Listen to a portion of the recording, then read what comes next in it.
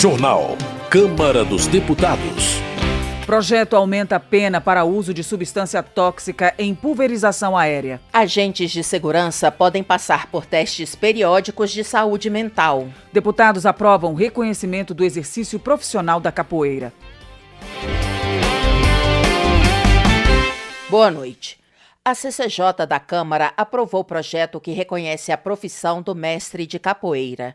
A repórter Paula Moraes acompanhou a votação. A Comissão de Constituição e Justiça da Câmara aprovou uma proposta que reconhece o exercício profissional da capoeira e declara a atividade bem de natureza imaterial em todas as formas em que se manifesta. O texto também estabelece as competências do profissional mestre de capoeira e as qualificações profissionais para o exercício da capoeira. De acordo com o texto aprovado, a profissão de capoeirista aplica-se a todas as modalidades em que a atividade se manifesta, seja como esporte, luta, dança, cultura ou música. O texto prevê a proteção das práticas corporais da capoeira e de suas manifestações culturais afrodescendentes, de acordo com o Estatuto da Igualdade Racial. A proposta estabelece que será considerado mestre de capoeira o capoeirista profissional devidamente reconhecido e titulado pelas respectivas entidades representativas da capoeira. Ficam reconhecidos como mestres de capoeira e contramestres de capoeira os profissionais em exercício nessas respectivas profissões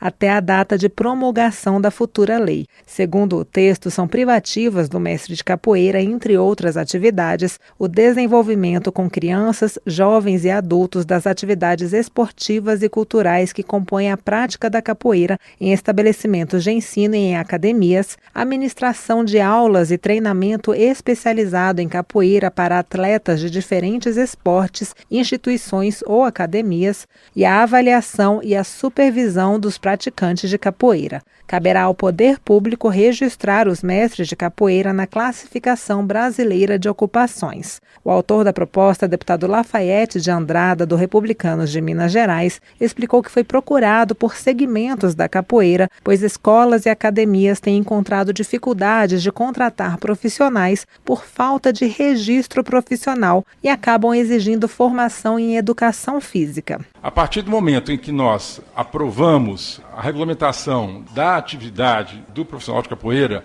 inserindo o seu registro na Classificação Brasileira de Ocupações, passa a existir, de fato, esta ocupação, e aí as escolas, as academias podem contratá-los e eles poderão exercer legalmente a sua atividade sem ter que ficar fazendo puxadinho, dar um jeitinho, que é aula de arte, é aula de educação física. Não, é aula de capoeira. A proposta que reconhece o exercício profissional da capoeira já pode seguir ao Senado, a menos que haja recurso para votação pelo plenário da Câmara. Da Rádio Câmara, de Brasília, Paula Moraes. Trabalho. Adriana Ventura, do Novo de São Paulo, critica o desrespeito ao teto constitucional de remuneração no serviço público, especialmente no Judiciário e Ministério Público. Ela argumenta que, frequentemente, verbas indenizatórias são usadas para burlar o limite previsto. A deputada cobra coerência entre o que diz a Constituição e a prática dos supersalários e lamenta que projeto sobre o tema esteja parado no Senado desde 2021. Adriana Ventura aponta que a matéria perdeu efetividade devido ao número de exceções incluídas no texto.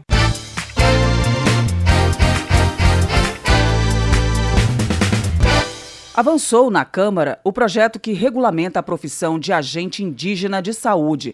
O repórter Luiz Cláudio Canuto traz mais detalhes sobre o texto. A Comissão de Trabalho da Câmara aprovou a regulamentação da profissão de agente indígena de saúde, o AIS, e de agente indígena de saneamento, o AISAN, no âmbito do Subsistema de Atenção à Saúde Indígena do SUS, o SACI-SUS. De acordo com o texto, além de indígena, para trabalhar como AIS ou como AISAN, o profissional deve residir na área da comunidade de atuação, ter no mínimo 18 anos, dominar a língua da comunidade e conhecer os costumes e sistemas tradicionais de saúde indígena. Será exigida a conclusão do ensino fundamental e curso de qualificação específico definido pelo Ministério da Saúde. O agente indígena de saúde atuará na prevenção de doenças, monitoramento e promoção da saúde das populações indígenas, prestar primeiros socorros e mobilizar as comunidades, seguindo as diretrizes do SUS. Já o agente indígena de saneamento trabalhará especificamente em saneamento básico e ambiental, como monitoramento e a manutenção de sistemas de saneamento e ações para prevenir doenças. O relator na comissão, o deputado Ayrton Faleiro, do PT do Pará, defendeu a aprovação do texto elaborado na Comissão de Saúde para um projeto da ex-deputada Joênia Wapichana, que hoje preside a FUNAI. Uma das mudanças é a contratação dos profissionais pela CLT por meio de parcerias com entidades sem fins lucrativos que apoiam os direitos indígenas. Imagina você trabalhar tendo a sua profissão regulamentada, sendo reconhecida pela consolidação das leis do trabalho. Eu acho que nós estamos corrigindo uma injustiça, porque os agentes comunitários de saúde que não são indígenas, eles já são reconhecidos, a sua profissão já é reconhecida, inclusive na CLT. E os agentes indígenas de saúde e agentes indígenas de saneamento não tinham sua profissão reconhecida. Com essa aprovação, a gente está dando, digamos, um direito merecedor de quem está lá junto às populações indígenas cuidando da saúde da nossa gente. O relator Ayrton Faleiro fez mudanças que permitem que os profissionais de saúde indígena tenham outros empregos com horário compatível, além de ampliar para 4 anos o prazo de adequação às novas leis para possibilitar melhor planejamento da atuação dos agentes. O deputado citou uma nota técnica que estabelece prazo de adequação para a atuação da Secretaria de Saúde Indígena em áreas de difícil acesso. De acordo com o secretário de Saúde Indígena, Weibe Tapeba, cerca de 20 mil trabalhadores de saúde atuam em áreas indígenas, mais de 1/3 são agentes indígenas de saúde ou de saneamento. Na Câmara, o projeto ainda precisa passar pela Comissão de Constituição e Justiça. Depois vai ao Senado Federal. Da Rádio Câmara de Brasília, Luiz Cláudio Canuto. Segurança Pública. Sargento Faur, do PSD do Paraná, critica a lei que trata do Sistema Nacional de Políticas Públicas sobre Drogas. Em sua percepção, o aumento de moradores de rua no Brasil é causado pelo uso de entorpecentes e não pela pobreza. Sargento Faur entende a punição e a internação compulsória de dependentes como formas eficientes de enfrentar o problema social. Por fim, ele cobra do governo e do Congresso ações para reprimir o tráfico e combater a epidemia de dependência química. Hildo Rocha, do MDB do Maranhão, idealizador do Cadastro Nacional de Estupradores, cobra urgência na efetivação do sistema, autorizada desde 2020. Segundo ele, os recursos estão disponíveis, mas o Conselho Nacional de Justiça tem dificultado a entrega dos dados. Hildo Rocha elogia a disponibilidade de autoridades do governo em efetivar o cadastro. O parlamentar reforça a importância do instrumento na proteção de vítimas e na localização de milhares de foragidos condenados por estupro de vulneráveis. Nilton Tato, do PT, denuncia despejos ilegais de famílias sem terra, ocupantes de áreas públicas, como as 500 famílias em Álvares Florense, município de São Paulo.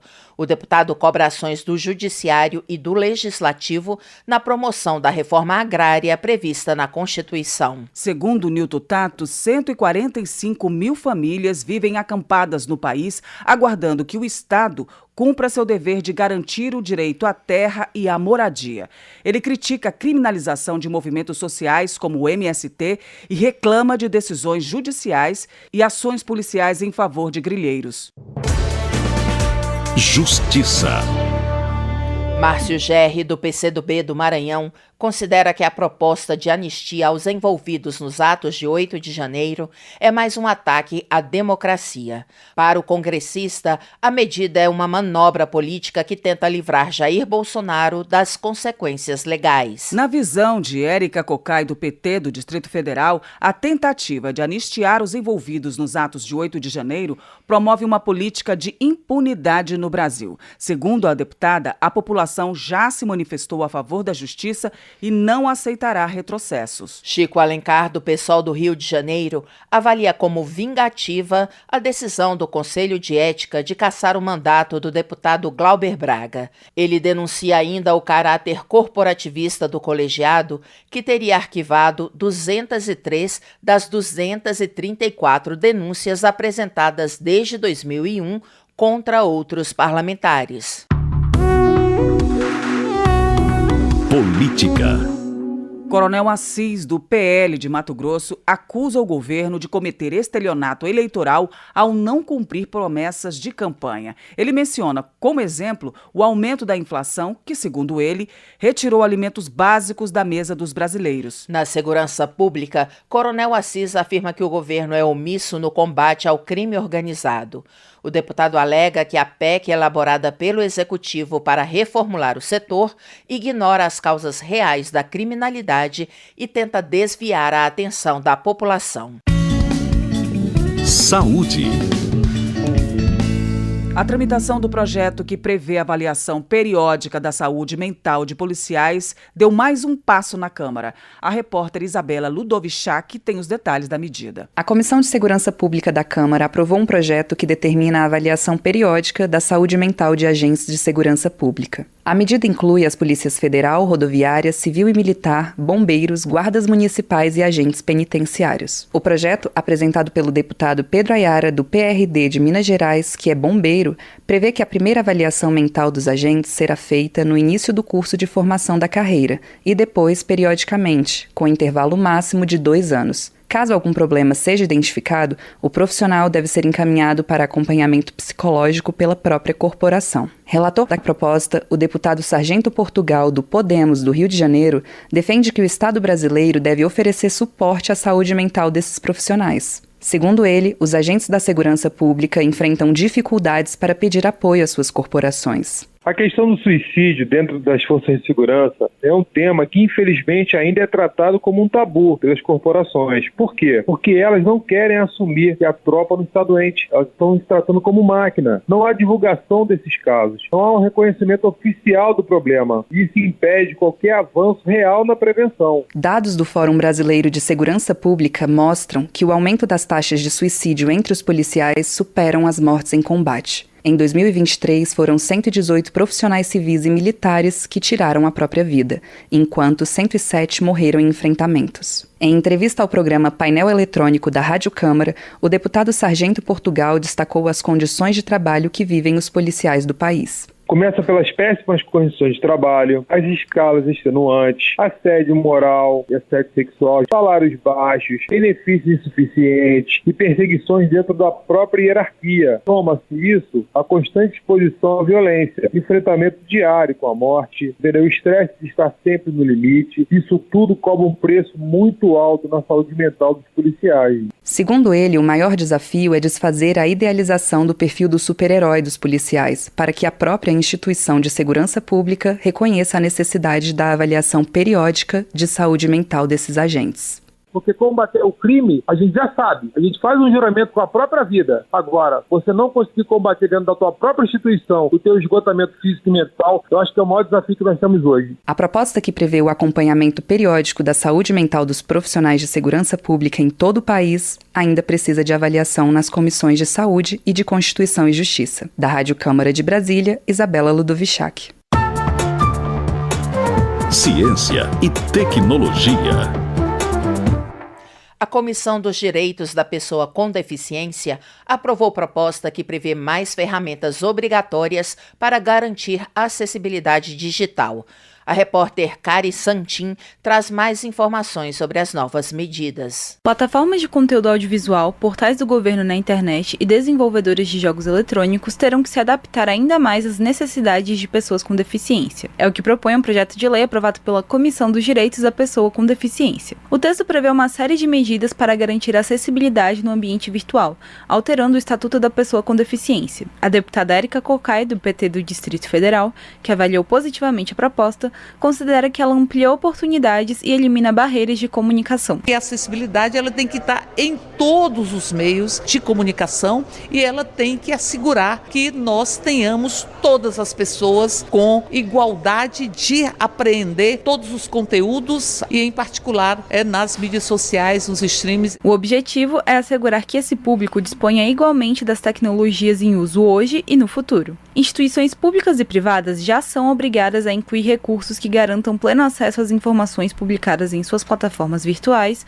desde a criação do Estatuto. A questão é que o novo texto adiciona parâmetros mais específicos a serem considerados na aplicação dessas ferramentas. Entre as principais medidas estão oferecer recursos de audiodescrição e tradução em libras em conteúdo audiovisual e sites do governo, adicionar legendas simultâneas e janela para intérpretes de libras em transmissões ao vivo e garantir uma interface amigável e intuitiva compatível com as configurações que esses usuários já utilizam em seus dispositivos. Além disso, os serviços de streaming e conteúdo audiovisual, como Netflix, YouTube e Twitch, precisam apresentar planos de ação e prazos para adotar completamente os requisitos de acessibilidade, que não devem ultrapassar o período de 10 anos. Outra parte da norma envolve os fornecedores de jogos eletrônicos, que devem garantir o acesso mais completo possível de pessoas com deficiência a essas mídias. Para a deputada Érica Cocai, implementar essas medidas não deve prejudicar financeiramente as empresas, uma vez que há uma variedade de recursos gratuitos disponíveis para adaptar conteúdos nos moldes da acessibilidade. Que nós tenhamos não apenas libras, mas tenhamos audiodescrição,